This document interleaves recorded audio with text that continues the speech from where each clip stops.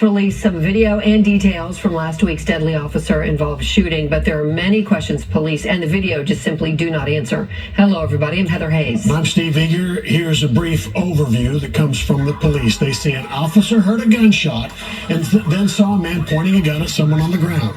And then that officer fatally fired a shot at that armed man. The officer did not announce himself until firing. Then someone, not the officer, fired 2 gunshots, and the officer and an arson investigator with the officer saw another man with a gun, and they fatally shot him. Besides the 2 men killed by law enforcement, 4 other people had gunshot wounds. Fox 4's Peyton Yeager in Fort Worth tonight with the police video and reaction to it. Peyton.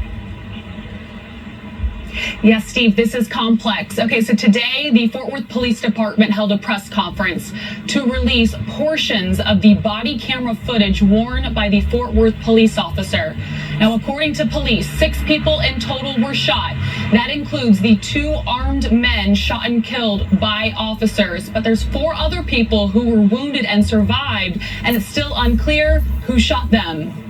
Newly released body camera footage shows the tense moments when a Fort Worth police officer and a Fort Worth arson investigator shot and killed 2 men armed with guns in the early morning hours of July 5th at a block party. Overnight on the 4th of July, a Fort Worth police officer and an arson investigator who was a Fort Worth Fire Department employee trained and licensed as an armed Texas peace officer were working as a team responding to illegal firework complaints. Police say while on the way to a different call just before 12:30 a.m. on July 5th, the 2 passed by a block party at Ross Avenue and 32nd in North Fort Worth.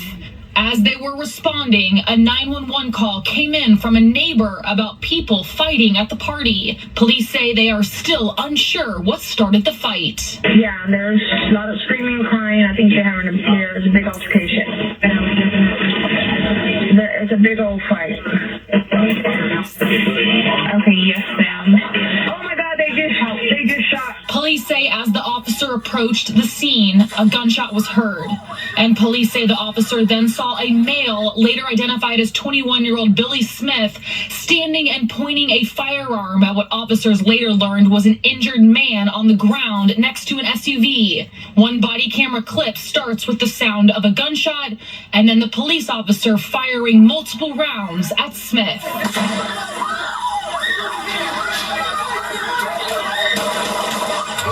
Please get down!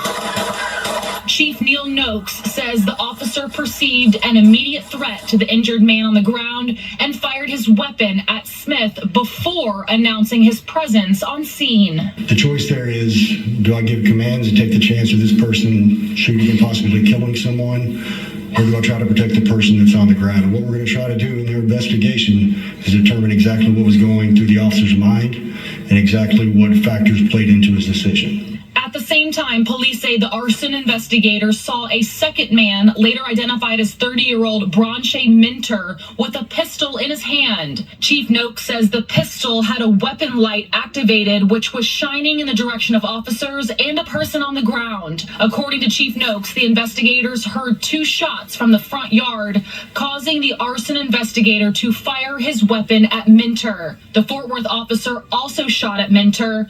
Minter fell to the ground, dropping the pistol. Police say he got up and ran and was found along the side of the house. Minter later died at the hospital.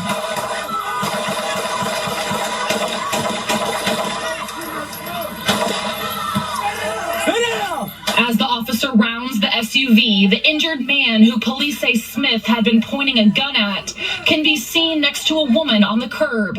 Police say the man had been shot, stabbed, and beaten, but it's still unclear by who and why. 3 other people were found with gunshot wounds as well, including one man who left the scene, and investigators are still trying to contact.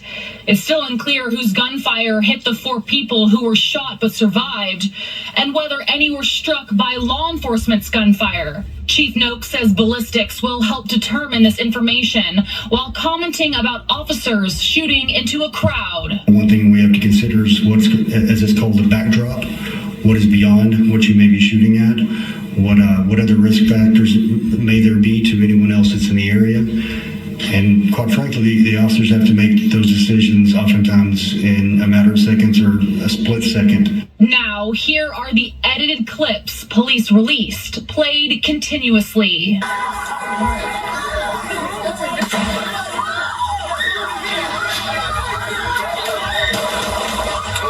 Please get down!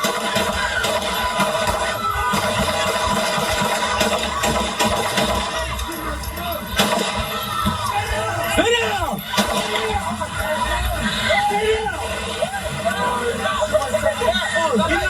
Get on the ground now! Chief Noakes was asked Tuesday if he believes the deadly shooting was justified. We want to make sure we do that complete investigation before we make any ruling about anything. 2 guns were recovered at the scene, according to police.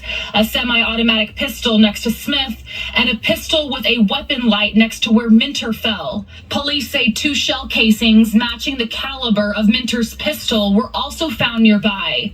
A leather sap, also known as a leather club, was photographed lying next to the pistol.